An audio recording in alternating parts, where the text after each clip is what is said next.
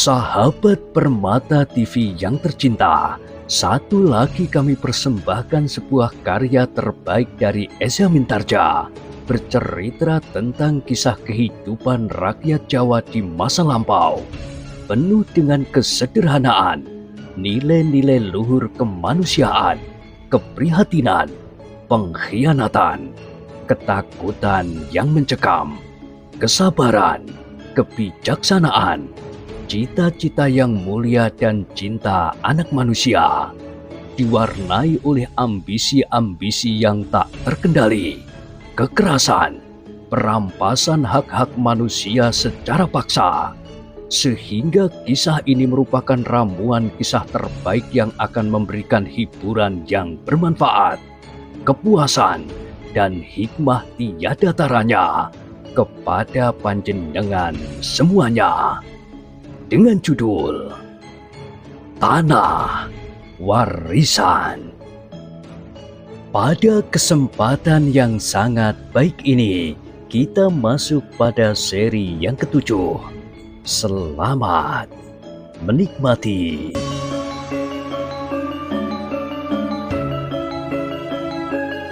Di akhir kisah sebelumnya disebutkan, terdengar suara tertawa tertahan di antara para penonton. Namun karena mereka melihat Temunggung tertawa, akhirnya suara tertawa itu pun meledak. Suara tertawa di seputar arena terasa seperti percikan bara api di telinga Bramanti. Tetapi sekali lagi, ia mencoba menahan hatinya. Kalau aku membuat kesalahan, aku akan diusir dari Kademangan ini. Aku akan kehilangan tanah kelahiran yang tercinta ini. Dan ibu pun akan semakin menderita, katanya di dalam hati. Karena itu, maka ia telah berjuang untuk mengambil suatu keputusan bahwa ia tidak akan melawan. Sejenak kemudian maka Temunggung telah melangkah surut sambil berkata, "Aku akan menghitung sampai 3. Kemudian kalian akan mulai dengan pertandingan itu." Sejenak kemudian terdengar Temunggung mulai menyebut urutan bilangan itu. 1, 2, 3. Berbareng dengan terkatupnya mulut Temunggung, terdengarlah cambuk Suwelo meledak sehingga Bramanti terkejut. Karenanya ia meloncat selangkah surut. Sikap Bramanti itu telah meledakkan tawa sekali lagi di seputar arena. Namun kali ini hati Bramanti tidak lagi menjadi panas, karena justru ia telah menemukan keputusan.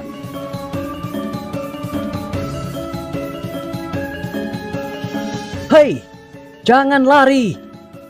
desis Suwelo sambil melangkah maju. Sedang Bramanti terus-menerus bergeser mundur, melingkar dan kemudian meloncat. Suwelo tertawa, dibarengi oleh suara tertawa orang-orang yang melihat pertunjukan itu. "Aku akan mulai, Bramanti," berkata Suwelo. "Terserah kepadamu apa yang akan kau lakukan." Bramanti tidak menyahut, tetapi tangannya menjadi gemetar dan ujung cambuknya diseretnya di atas tanah yang berdebu. Tetapi agaknya Suwelo benar-benar akan mulai. Diangkatnya tangkai cambuknya, kemudian sekali lagi menggelepar di udara sambil melontarkan bunyi yang memekakkan telinga. Meskipun ujung cambuk itu belum menyentuh tubuhnya, namun Bramanti telah mengerutkan keningnya. Dan tiba-tiba saja cambuk itu menggelepar sekali lagi, disusul oleh suara keluhan terdengar. Bramanti meloncat beberapa langkah mundur sambil menyeringai kesakitan. Seleret jalur merah telah membekas di tengkuknya. "Hoi, anak Pruwito, kenapa kau menangis, Ayo, lawanlah Suwelo!" teriak yang lain. Bramanti menggigit bibirnya sambil meraba jalur merah di tubuhnya. Tetapi Suwelo seolah-olah tidak tahu bahwa Bramanti sedang menyeringai kesakitan. Perlahan-lahan ia melangkah mendekat sambil menggerak-gerakkan tangkai cambuknya.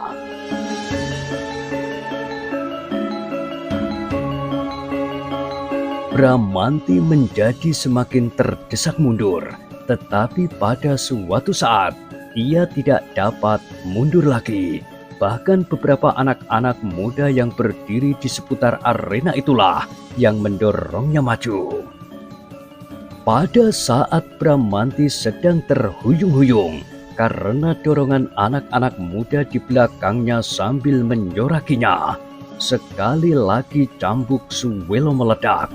Ini punggung Bramantilah yang merasa disengat oleh ribuan lebah.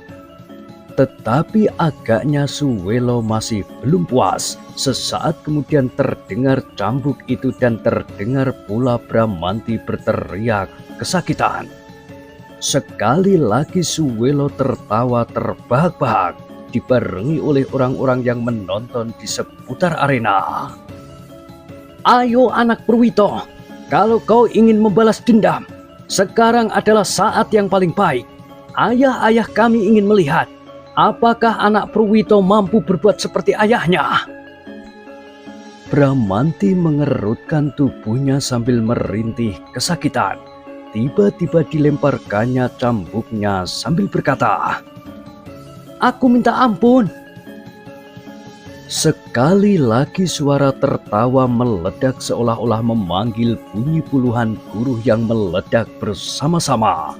Anak-anak berteriak-teriak memanggil nama Bramanti, sedang orang-orang tua memalingkan wajahnya sambil meludah di tanah. Inikah anak Purwito itu? Tetapi agaknya Suwelo masih belum puas. Ia meloncat sekali lagi mendekat. Tetapi ketika tangannya terangkat, maka terdengar Ki Jogoboyo berteriak, "Hei, kau gila Suwelo! Anak itu sudah melepas senjatanya." Ia menjadi takut, desis Temunggul. Namun Ki Jogoboyo berteriak lagi, "Menurut ketentuan, apabila salah satu pihak telah melepaskan senjata, itu berarti ia telah mengakui kekalahan. Pertandingan tidak perlu diteruskan. Tetapi ini bukan penjajakan dalam rangka pendadaran. Kali ini kami ingin mengajari Bramanti untuk menjadi seorang laki-laki, anak laki-laki Candisari. Itu saja. Tetapi itu sudah keterlaluan. Itu sama sekali bukan mengajari. Yang dilakukan oleh Suwelo adalah penyiksaan tanpa peri kemanusiaan." "Bukan maksud kami Ki Jogoboyo," sahut Suwelo. Apa kau bilang? Kau berani membantah? Hei, anak manis!" Suwelo mengerutkan keningnya. Dipandanginya wajah Ki Demang yang justru tersenyum. Kemudian katanya, "Sudahlah Ki Jogoboyo, jangan marah. Tetapi kau benar bahwa perkelahian harus dihentikan." Lalu katanya kepada Temunggul, "Sudahlah, aku berharap bahwa Bramanti akan dapat menjadi seorang anak laki-laki dari Kademangan Candisari."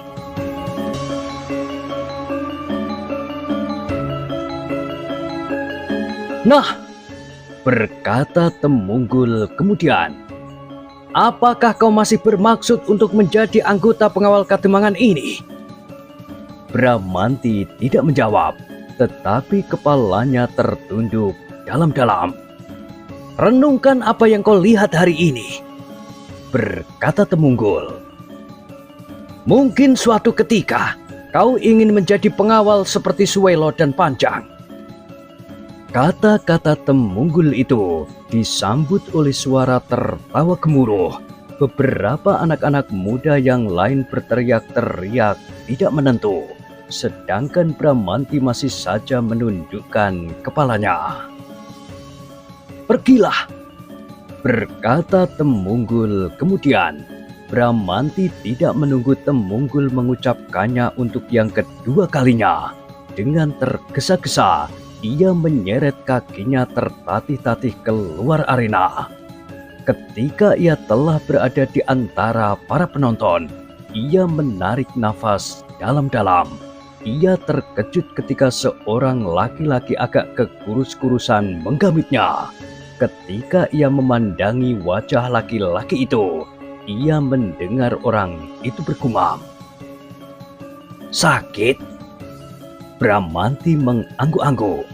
Jawabnya, "Ya, Paman." "Kau masih ingat aku?" Sekali lagi Bramanti mengangguk. "Masih, Paman. Aku dulu tidak sekurus sekarang ketika aku menjadi pembantu ayahmu." Bramanti mengangguk-anggukkan kepalanya. "Sebaiknya kau pulang saja. Anak-anak memang dapat berbuat aneh-aneh terhadapmu." Bramanti mengangguk. "Ya, Paman. Tetapi aku akan mendengarkan hasil pendadaran dari kedua anak-anak muda itu." Laki-laki yang tinggi kekurus-kurusan itu mengangguk. Katanya, "Mereka belum akan diterima hari ini. Biasanya masih ada yang harus mereka lakukan." Bramanti tidak menyahut. Kini dilihatnya Temunggul berdiri di tengah arena sambil menengadahkan dadanya. Sejenak kemudian ia berkata, "Pendadaran tingkat pertama telah selesai. Keduanya telah dapat mengatasinya. Untuk seterusnya, kami selalu menunggu kawan-kawan yang sedang tumbuh." Temunggul berhenti sejenak. "Dan kami pun akan selalu menunggu kawan kami yang telah lama sekali meninggalkan kampung halaman. Bramanti yang telah menyatakan keinginannya bahwa pada suatu ketika ia akan dapat diterima menjadi pengawal Kademangan." Ketika Temunggul berhenti sejenak dan tersenyum aneh, maka anak-anak muda yang lain pun bersorak pula, sedangkan Bramanti berdiri menyudut di belakang orang-orang lain. Namun orang-orang itu pun berpaling kepadanya sambil tersenyum pahit. "Kita akan sampai pada pendadaran tingkat kedua," berkata Temunggul seterusnya. "Tetapi kita tidak akan mempergunakan kuda liar lagi. Kita akan mengambil cara yang bermanfaat bagi kita sekarang ini."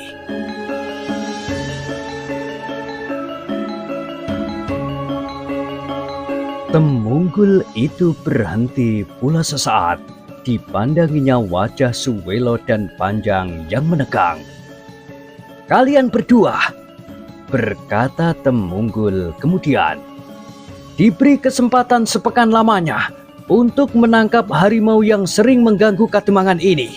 Harimau itu pasti harimau tua yang sudah tidak mampu lagi mencari makanan di hutan-hutan sebelah.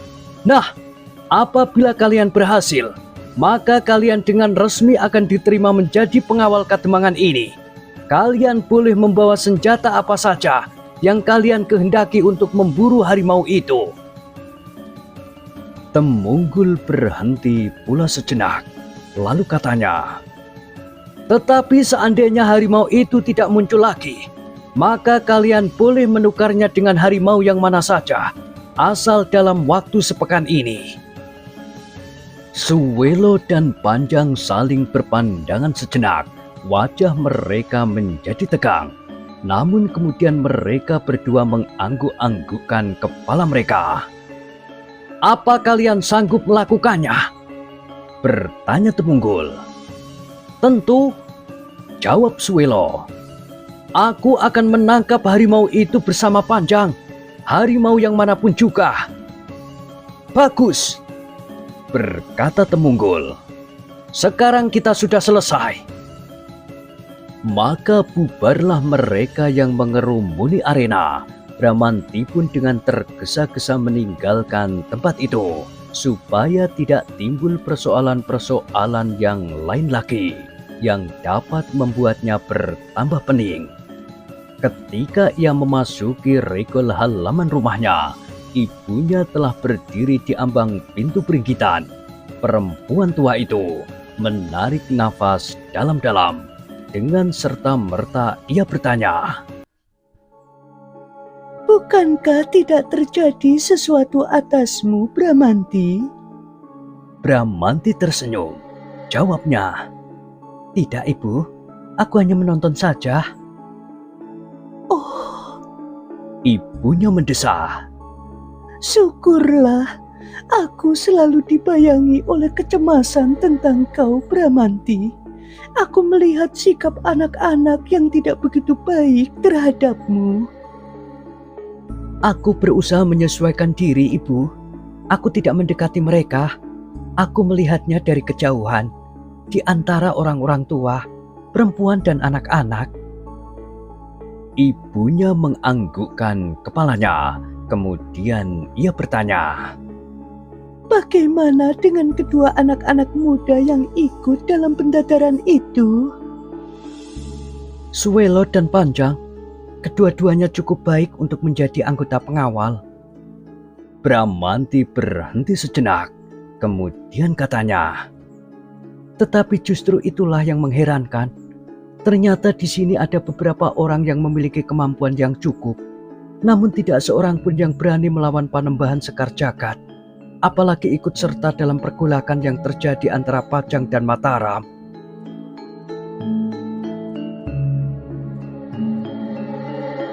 Oh, jangan berbicara tentang itu lagi, Bramanti. Potong ibunya. Berbicaralah tentang halaman ini, tentang rumah ini, dan tentang Kademangan ini. Aku juga sedang berbicara tentang Kademangan ini, Ibu. Bukankah masalah Panembahan Sekar Jagad itu juga masalah Kademangan ini, dan masalah Pajang dan Mataram itu juga akan menyangkut langsung Kademangan ini? Apakah kita akan berpangku tangan selagi Mas Ngabei Loreng Pasar berusaha membangun suatu pemerintahan yang akan dapat mempengaruhi wajah kerajaan Pajang yang sudah mulai suram karena solah Sultan Hadiwijoyo yang agak sisip saat terakhir? Oh, Ibunya berdesah. aku tidak mengerti apa yang kau katakan itu, Bramanti.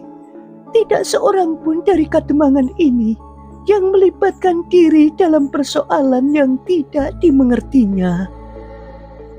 Iya, itulah yang membuat kita semua di sini menjadi kerdil. Bramanti, Desis ibunya kemudian. sebaiknya kau pun tidak perlu ikut melibatkan diri dalam persoalan yang tidak ada sangkut pautnya dengan persoalan kita di sini. Bramanti tidak menjawab, tetapi sorot matanya membayangkan gejolak hatinya, sehingga ibunya berkata, Kau pasti akan pergi lagi dari rumah ini.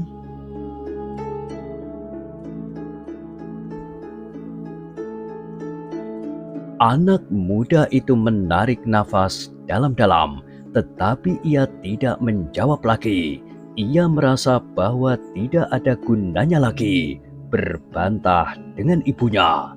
Ibunya adalah salah seorang yang pendiriannya dapat lepas dari pendirian kebanyakan orang di Kademangan ini, meskipun ibunya seakan-akan terpencil.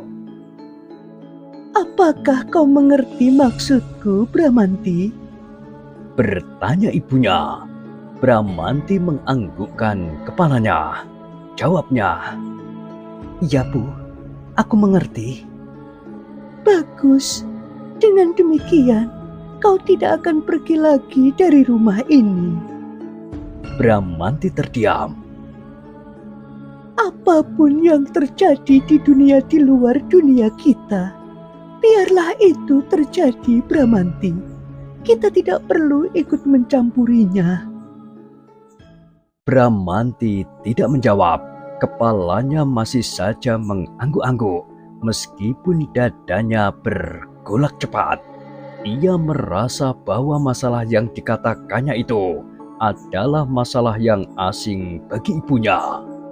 Ketika ibunya kemudian pergi ke dapur, maka Bramanti itu pun turun pula ke halaman.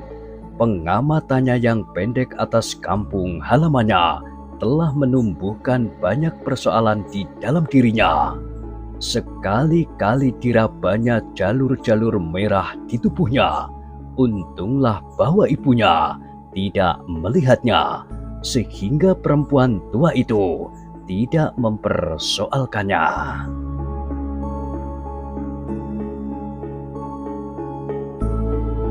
Sampai kapan aku dapat menahan diri dalam menghadapi semua persoalan semacam ini? Desisnya.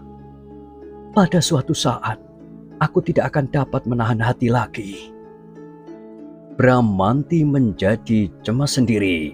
Apa yang dialaminya benar-benar membuat hatinya terlampau pedih. Mungkin tidak ada seorang pun yang akan bersedia menerima hinaan serupa ini, katanya kepada diri sendiri, sehingga Bramanti sendiri kadang-kadang menjadi ragu-ragu apakah yang dilakukan itu sudah tepat. Setiap orang pasti akan mentertawakan aku, dan apakah memang demikian yang dimaksud oleh guru? Pertanyaan serupa itu selalu saja mengganggunya. Namun akhirnya diletakkannya alasan yang selalu memperkuat sikapnya. Tidak setiap orang berada dalam keadaan yang pahit seperti aku. Tidak semua orang mempunyai seorang ayah seperti ayahku. Agaknya itulah yang membuat aku lain dari orang-orang lain. Bramanti menarik nafas dalam-dalam, kemudian diambilnya cangkulnya, dan mulailah ia menyiangi tanaman di halaman rumahnya. Ayunan tangannya berhenti ketika ia melihat melalui pintu regol halamannya. Beberapa anak-anak muda lewat di jalanan di depan rumahnya. Di antaranya mereka adalah Panjang, anak muda yang baru saja menyelesaikan pendadaran tingkat pertama. Tetapi Bramanti tidak menegur mereka. Ketika anak-anak muda itu telah lalu, maka kembali ia mengayunkan cangkulnya, sehingga keringatnya membasahi seluruh bagian tubuhnya. Namun demikian angan-angannya masih saja tersangkut kepada sifat-sifat anak-anak muda di Kademangan ini. Mereka ternyata bukan pengecut, tetapi kenapa mereka sama sekali tidak berbuat sesuatu pada saat serupa ini? Menangkap harimau bukan pekerjaan yang mudah, desisnya sambil menggeliat. Kedua tangannya bertelekan ke pinggang. Tetapi aku kira mereka berdua akan dapat melakukan pekerjaan mereka dengan baik. Aku akan bergembira sekali apabila aku mendapatkan kesempatan untuk menyaksikan pergulatan itu. Bramanti tiba-tiba mengangguk-anggukkan kepalanya. Sambil tersenyum, ia berdesis, "Aku akan mencoba melihatnya." Agaknya Bramanti benar-benar ingin melihat bagaimana tandang kedua anak-anak muda itu menghadapi seekor harimau. Karena itu, maka Bramanti pun harus tahu benar apakah benar-benar ada seekor harimau yang sering mendekati dan bahkan memasuki kademangan mereka. Harimau itu akan keluar dari sarangnya di malam hari, desisnya. Dengan demikian, aku pun harus keluar di malam hari. Keinginan Bramanti itu benar-benar tidak dapat ditahannya lagi, sehingga ketika malam turun, ia berkata kepada ibunya, "Nanti malam aku akan tidur di luar saja, Ibu." Ibunya mengerutkan keningnya. Kenapa? Ia bertanya. "Terlalu panas. Aku kira di luar, di bekas kandang itu udara tidak sepanas di dalam rumah, Ibu." Tetapi Suara ibunya terputus. "Aku tidak akan berbuat apa-apa. Aku hanya ingin tidur nyenyak dalam udara yang sejuk." Ibunya mengangguk-angguk. Meskipun ia masih menyimpan beberapa pertanyaan di dalam hatinya, namun kemudian ia berkata, terserahlah kepadamu, Bramanti. "Sebenarnya lah, Kemudian Bramanti membawa sehelai tikar dan dibentangkannya di atas setumpuk jerami di bekas kandangnya yang telah diperbaikinya pula. Ternyata udara di dalam kandang itu cukup hangat, bahkan lebih hangat daripada di dalam rumah yang dikatakannya terlampau panas itu. Tetapi Bramanti sama sekali tidak dapat berbaring dengan tenang, tidak saja kakinya, tetapi tangannya dan bahkan telinganya selalu dikerumuni oleh nyamuk yang berdesing-desing. Tetapi Bramanti memang tidak ingin tidur, ia ingin pergi dengan diam-diam. Ketika malam menjadi semakin larut, Bramanti segera berkemas. Perlahan-lahan ia mendekati bilik ibunya dan perlahan-lahan ia mengetuk sambil memanggil, "Bu, Ibu." Tetapi tidak ada jawaban. Ibu sudah tidur, desisnya. Dengan demikian, maka ia telah mendapat kesempatan untuk meninggalkan kandang itu dengan diam-diam.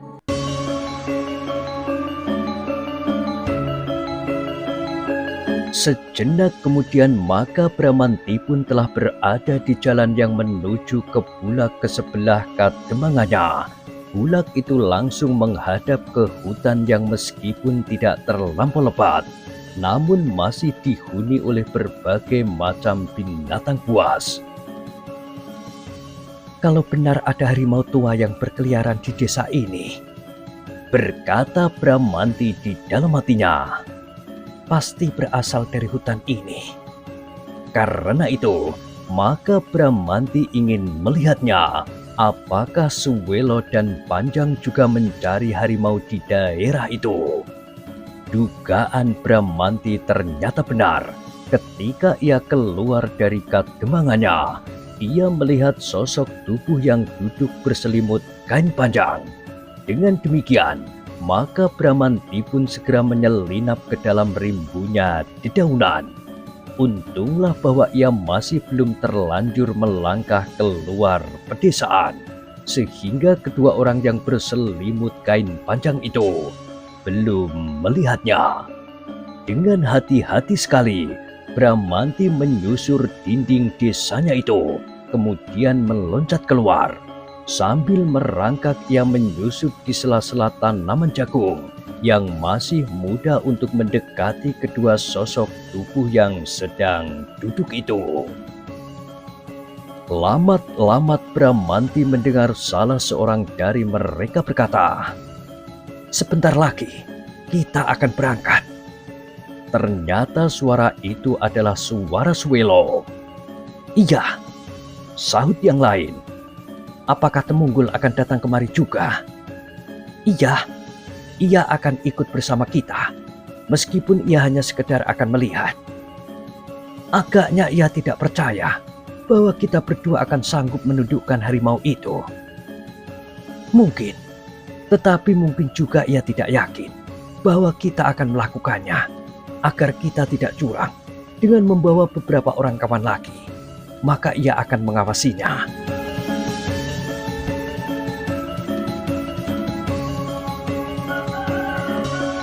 Kemudian mereka pun diam untuk sejenak.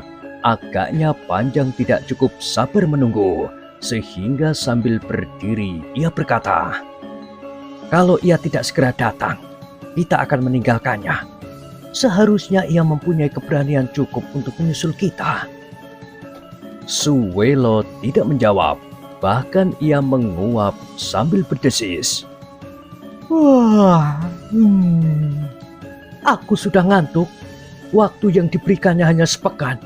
Apakah sebagian terbesar waktu kita akan habis untuk menunggu? Kemudian kita dinyatakan tidak memenuhi syarat?" "Itu dia." Tiba-tiba Panjang memotong. Suwelo mengangkat wajahnya. Dipandanginya sesosok tubuh yang berjalan tergesa-gesa ke arah kedua anak-anak muda yang kedinginan itu. "Apakah kalian telah siap?" bertanya orang yang baru datang itu, yang ternyata adalah Temunggul. "Tentu," jawab Suwelo. Apakah senjata kalian? Suwelo menunjukkan tangkai pisau belati panjangnya. Aku membawa 2 buah pisau panjang. Temunggul mengangguk-anggukkan kepalanya. Kemudian kepada Panjang ia bertanya, "Dan kau?" "Panjang, silakan kalian pergi. Daerah ini adalah daerah jelajah harimau itu.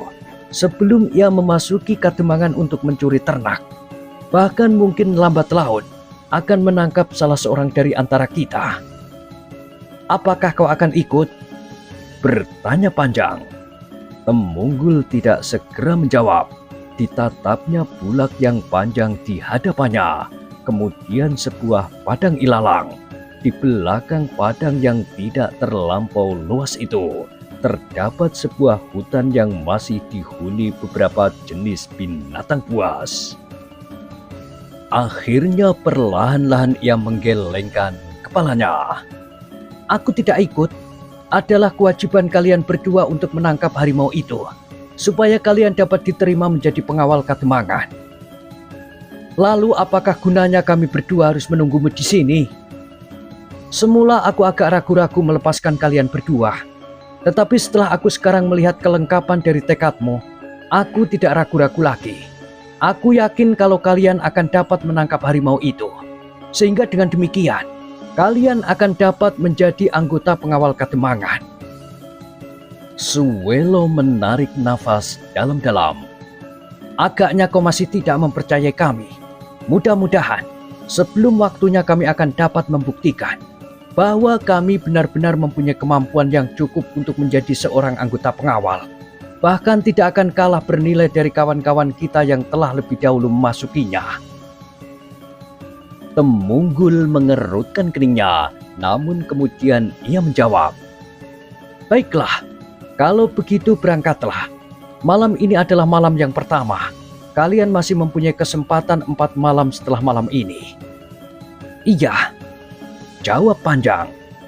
"Tetapi kami jangan kau siksa dengan caramu seperti malam ini. Waktu kami terbatas akan habis di sini, menunggu tanpa berbuat apa-apa. Sudah aku katakan bahwa mula-mula aku ragu-ragu, tetapi sekarang aku sudah yakin." "Baiklah," berkata Suwelo, "kami akan pergi."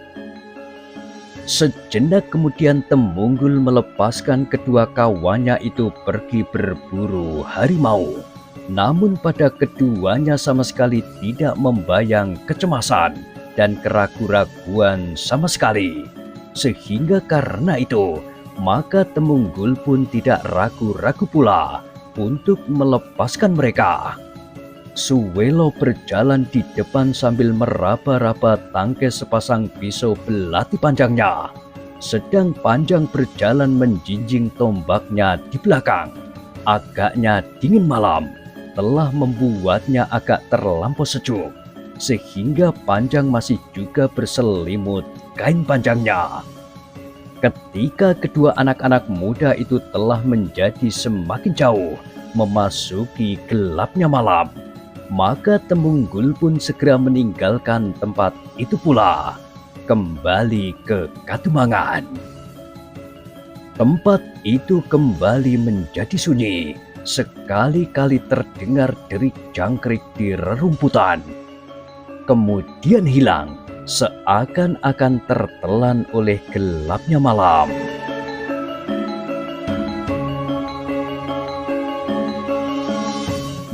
Nah, bagaimanakah kisah selanjutnya?